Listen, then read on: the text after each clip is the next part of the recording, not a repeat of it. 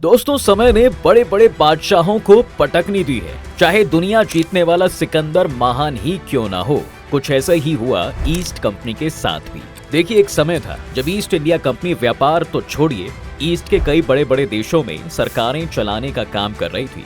जी हाँ, क्या रेल और क्या जहाज, सब कंपनी का ही हुआ करता था। 2,60,000 सैनिक थे इनकी सेना में, यानी ब्रिटेन की सेना से भी दोगुने। और रेवेन्यू की बात तो पूछिए मत, खजाने भर रखे थे लूट लूट कर भाई। लेकिन फिर एक आंधी आई और ईस्ट इंडिया कंपनी की जड़ें हिला कर रख दी। देखते ही देखते कंपनी बर्बाद हो गई।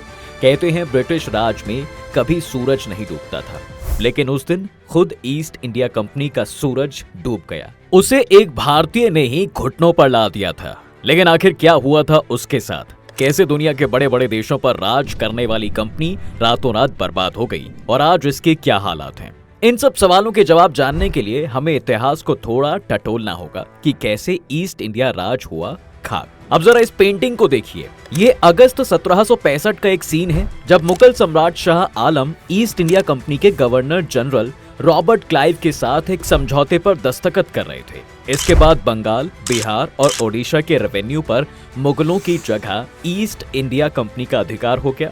और यही वो पल था जब कंपनी ने कपड़ों, मसालों के कारोबार से आगे निकलकर कुछ ऐसा करना शुरू किया जो ना पहले कभी हुआ था और ना ही कभी किसी ने सोचा था। जिसका रिजल्ट ये निकला कि भाई अगले कुछ सालों में कंपनी के 250 क्लर्क्स ने महज 20,000 भारतीय सैनिकों के साथ मिलकर पूरे बंगाल पर कब्जा कर लिया। और अगले 50 सालों में ईस्ट इंडिया कंपनी की सेना 2.50 लाख से ज्यादा की हो गई।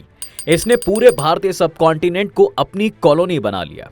तब नारायण सिंह नाम के एक मुगल अधिकारी ने शाह आलम के साथ हुए समझौते के बाद कहा था कि अब क्या इज्जत रह गई जब हमें ऐसे अंग्रेज कारोबारियों के आदेश को मानना पड़ेगा जिन्हें अब तक ठीक से अपना पिछवाड़ा धुलना भी नहीं आया। देखिए, अक्सर हम कहते हैं कि ब्रिटिश सरकार ने भारत को गुलाम बनाया, लेकिन सच तो ये है कुछ घुमंतु व्यापारियों की एक प्राइवेट कंपनी ने भारत को गुलाम बनाया था। वो कंपनी जो रेंगते हुए ब्रिटेन में पैदा हुई थी। अब हम ऐसा क्यों कह रहे हैं, इसे समझने के लिए जरा 1600 ईस्वी के उस सिनेरियो पर गौर कीजिए जब भारत को सोने की चिड़िया कहा जाता था। और कहा भी क्यों ना जाए, पूरी दुनिया के कुल प्रोडक्शन का 25% माल अकेला भारत पैदा करता था। उस वक्त दिल्ली के तख्त पर मुगल बादशाह जलालुद्दीन मोहम्मद अकबर की हुकूमत थी। वो दुनिया के सबसे दौलतमंद बादशाहों में से एक थे और लोमड़ी की तरह चालाक भी। तब देश इकोनॉमिक रूप से इतना समृद्ध था कि दूर दराज की दुनिया से लोग भारत को देखने आते थे। ठीक इसी वक्त ब्रिटेन में क्वीन एलिजाबेथ फर्स्ट का शासन था और वो सिविल वॉर से उभर रहा था। उसकी इकोनॉमी खेती बाड़ी पर डिपेंड थी। ये दुनिया के कुल प्रोडक्शन का महज 3% माल ही तैयार कर पाता था। उस वक्त यूरोप की पुर्तगाल और स्पेन जैसी प्रमुख शक्तियां व्यापार में ब्रिटेन को पीछे छोड़ चुकी थी। व्यापार के रूप में तो ब्रिटेन के समुद्री लुटेरे पुर्तगाल और स्पेन के व्यापारिक जहाजों को लूटकर ही सेटिस्फाइड हो जाते थे। तभी घुमंतु ब्रितानी व्यापारी राल्फ फिच को Indian ocean, Mesopotamia, Persian gulf और साउथ ईस्ट एशिया की बिजनेस ट्रिप्स करते हुए भारत की समृद्धि के बारे में पता चलता है। ऐसे में राल्फ फिच ने भारत की यात्रा की। उससे मिली इंफॉर्मेशन के बेसिस पर जेम्स लैंकेस्टर ने ब्रिटेन के 200 रूसकदार व्यापारियों को एकजुट किया और 31 दिसंबर 1600 को एक नई कंपनी की नींव डाली, जिसका नाम पड़ा ईस्ट इंडिया कंपनी। इस कंपनी को ब्रिटेन की महारानी से ईस्ट एशिया में व्यापार का एकाधिकार प्राप्त हुआ। इधर भारत में 1605 ईस्वी में मुगल बादशाह अकबर की मृत्यु हो चुकी थी। अब उनकी जगह पर जहांगीर तख्त पर बैठे थे।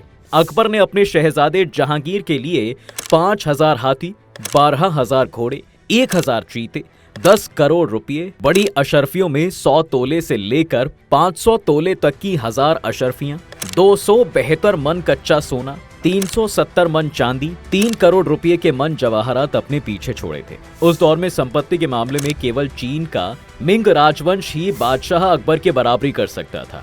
अब इन सब के बीच 1608 ईस्वी में ईस्ट इंडिया कंपनी के कैप्टन विलियम हॉकिंस ने पहली बार भारत के सूरत बंदरगाह पर कदम रखा। वहीं ब्रिटेन के बिजनेस कॉम्पिटिटर डच और पुर्तगाली पहले से ही हिंद महासागर में मौजूद थे। तब किसी ने अनुमान भी नहीं लगाया होगा कि भैया ये कंपनी अपने ही देश से 20 गुना बड़े दुनिया के सबसे धनी देशों में से एक और उसकी लगभग 25% आबादी पर डायरेक्टली रूल करने वाली थी। इस कंपनी के हाथ पहली सफलता तब लगी जब इसने पुर्तगाल का एक जहाज लूटा जो भारत से मसाले भरकर ले जा रहा था। ईस्ट इंडिया कंपनी को उस लूट में 900 टन मसाले मिले। इसे बेचकर कंपनी ने जबरदस्त मुनाफा कमाया। अब ये उस समय की पहली चार्टेड जॉइंट स्टॉक कंपनियों में से एक थी। जी हाँ, आसान शब्दों में कहें तो भैया अभी के शेयर मार्केट में लिस्टेड कंपनियों की तरह कोई भी इन्वेस्टर उसका हिस्सेदार बन सकता था। इसलिए लूट की कमाई का हिस्सा कंपनी के इन्वेस्टर्स को भी मिला। लूटपाट से किए गए पहले व्यापार में ईस्ट इंडिया कंपनी को करीब 300% का जबरदस्त मुनाफा हुआ। वहीं इस दौरान कंपनी को यह भी समझ आ चुका था कि भारत में टिकना है तो उसे मुगल बादशाह की इजाजत के साथ साथ सपोर्ट की भी जरूरत पड़ेगी, क्योंकि वे जानते थे कि मुगलों की विशाल सेना के साथ डायरेक्टली युद्ध करने से उन्हें कुछ हासिल नहीं होगा। इसलिए विलियम हॉकिंस 1609 में मुगल राजधानी आगरा पहुंचा और व्यापार की परमिशन मांगी। गुजरात में पुर्तगाली पहले से ही मुगल बादशाह के अंडर में कारोबार कर रहे थे, जिन्होंने विरोध करना शुरू कर दिया। पुर्तगालियों के विरोध की वजह से ईस्ट इंडिया कंपनी को शुरुआत में व्यापार करने की परमिशन नहीं मिली, जिसके बाद कंपनी ने थॉमस रॉ को भारत भेजा। वो 1615 में मुगल राजधानी आगरा पहुंचे। सिर पर 600 पाउंड सालाना की तनख्वाह के बदले कारोबार बढ़ाने का जिम्मा था। थॉमस रॉ ने जैसे तैसे जहांगीर को कीमती तोहफों और अपनी बातचीत से इंप्रेस कर लिया था। इसके बाद जहांगीर ने ईस्ट इंडिया कंपनी के साथ एक व्यापारिक समझौते पर हस्ताक्षर कर दिए। समझौते के अकॉर्डिंग कंपनी और ब्रिटेन के सभी व्यापारियों को खरीदने और बेचने के लिए सब कॉन्टिनेंट के हर बंदरगाह के इस्तेमाल की इजाजत दी गई। बदले में ब्रिटेन ने यूरोपियन प्रोडक्ट्स को भारत को देने का वादा किया, लेकिन तब वहां बनता ही क्या था। खैर, इसके बाद कंपनी के कारोबार और भारत में ब्रिटिश फौज लाने का रास्ता साफ हो गया। शुरुआत में कंपनी चांदी के बदले भारत से चाय, मसाले, रेशम, कपास, गुड़ का शीरा, कपड़ा और खनिज ले जाती थी और उसे विदेशों में बेचकर बड़ा मुनाफा कमाती थी। खास तौर पर ढाका के मलमल की ब्रिटेन में बड़ी मांग थी। जी हाँ, कंपनी जो भी चीज खरीदती उसका मूल्य चांदी देकर चुकाती, जो उसने 1621 से लेकर 1843 तक स्पेन और संयुक्त राज्य अमेरिका में दासों को बेचकर जमा किया था। करीब 5 दशक तक ऐसा चलता रहा, लेकिन वो अकेले ऐसे नहीं थे जो चांदी के बदले सोना कमा रहे थे। ईस्ट इंडिया कंपनी के कॉम्पिटिटर के रूप में पुर्तगाली और फ्रांसीसी भी भारत में जड़े जमा कर बैठे थे। यही बात ब्रिटेन के गले से तले नहीं उतर पा रही थी। ऐसे में इनसे कंपटीशन करने के लिए 1670 में ब्रिटिश सम्राट चार्ल्स सेकंड ने ईस्ट इंडिया कंपनी को विदेश में जंग लड़ने और कॉलोनी बनाने का अधिकार दे दिया, और ये कंपनी के लिए एक अहम फैसला साबित हुआ। कंपनी ने अपने कॉम्पिटिटर को हराकर बंगाल के कई क्षेत्रों पर कब्जा जमाना शुरू कर दिया। 1686 में तो ब्रिटेन से सेना बुलाकर वो मुगलों से भी भिड़ गए। जी हाँ, हालांकि इसमें कंपनी की बुरी तरह हार हुई, जिसके बाद औरंगजेब ने ईस्ट इंडिया कंपनी के तमाम फैक्ट्री आउटलेट्स की घेराबंदी करवा दी। तब ब्रिटिश सरकार ने अपने अधिकारियों को भेजकर औरंगजेब से माफी मांगी। इसके बाद ही उन्हें वापस बिजनेस की इजाजत मिल सकी। लेकिन 1707 में औरंगजेब के निधन के बाद सारा गेम ही पलट गया। देखिए, सभी नवाब अपनी अपनी ताकत दिखाने लगे। ईस्ट इंडिया कंपनी एक नवाब के खिलाफ दूसरे की मदद करने लगी और अपनी ताकत बढ़ाती रही। कंपनी ने इन सर्कमस्टांसेस का फायदा उठाते हुए लाखों की संख्या में स्थानीय लोगों को सेना में भर्ती करना शुरू कर दिया, जिसने प्लासी की जंग को जन्म दिया। दरअसल बंगाल के नवाब सिराजुद्दौला ईस्ट इंडिया कंपनी के सैनिक बढ़ाने से खफा थे, जिसके चलते 23 जून 1757 प्लासी में ईस्ट इंडिया कंपनी और सिराजुद्दौला के बीच जंग हुई। नवाब के सेनापति Mir Jafar East India Company से मिले हुए थे, जिससे नवाब बनने की बहुत चाहत थी। करीब 50,000 सैनिक, 500 हाथी और 50 तोपों से लैस सिराजुद्दौला की सेना ईस्ट इंडिया कंपनी के महज 3,000 सैनिकों से हार गई, जिसके बाद मीर जाफर को बंगाल की गद्दी मिलती है, लेकिन उसकी कमान अंग्रेजों के हाथ में थी।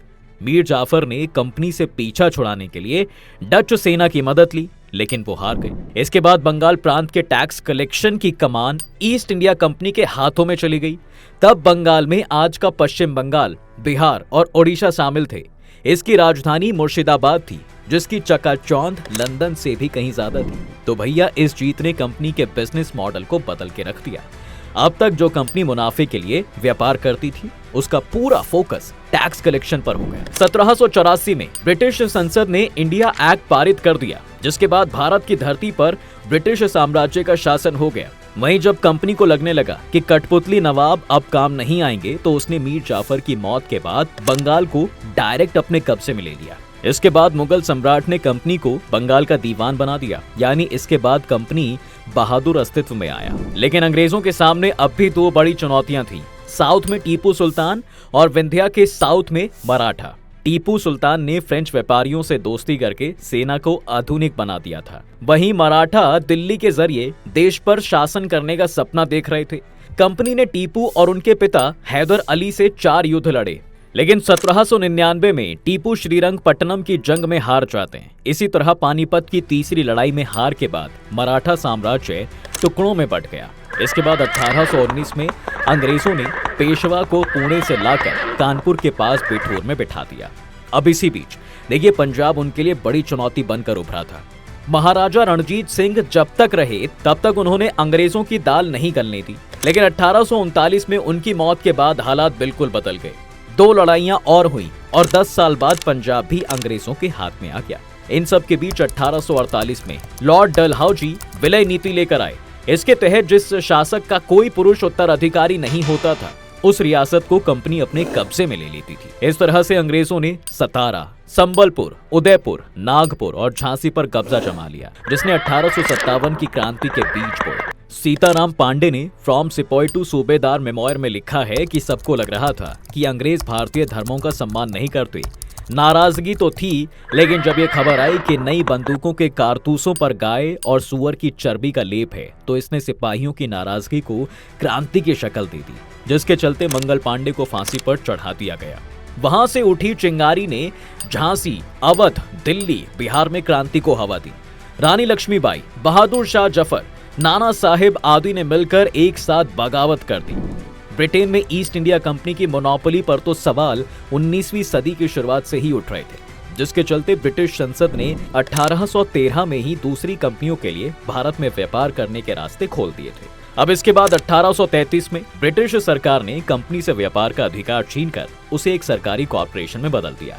वहीं 1857 की क्रांति के लिए तो ईस्ट इंडिया कॉर्पोरेशन और उसकी नाकामी को ही जिम्मेदार माना गया, जिसके बाद ब्रिटेन की महारानी ने इस कंपनी के सभी अधिकारों को खत्म कर दिया और वो भारत पर सीधा शासन करने लगी। कंपनी की करीब 2.50 लाख की सेना का ब्रिटिश सेना में विलय कर दिया गया और आखिरकार भारत को करीब 1 सदी तक गुलाम बनाकर रखने वाली ईस्ट इंडिया कंपनी को 1874 में भंग कर दिया जाता है। अगर फिलहाल की बात करें तो अब भी इसकी कमर टूटी हुई है। उससे भी मजेदार बात यह है कि भाई भारत को गुलाम बनाने वाली इस ईस्ट इंडिया कंपनी के मालिक और अब भारतीय मूल के बिजनेसमैन संजीव मेहता हैं।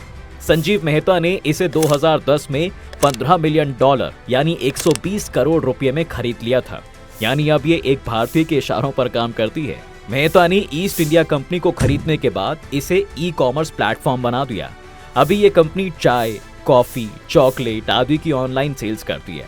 आज दुनिया के बड़े बड़े देशों पर राज करने वाली ईस्ट इंडिया कंपनी के ऐसे हालात देखकर आपके मन में क्या सवाल आता है? कमेंट जरूर करें। वीडियो को लाइक, शेयर और चैनल को सब्सक्राइब करना बिल्कुल ना भूलें।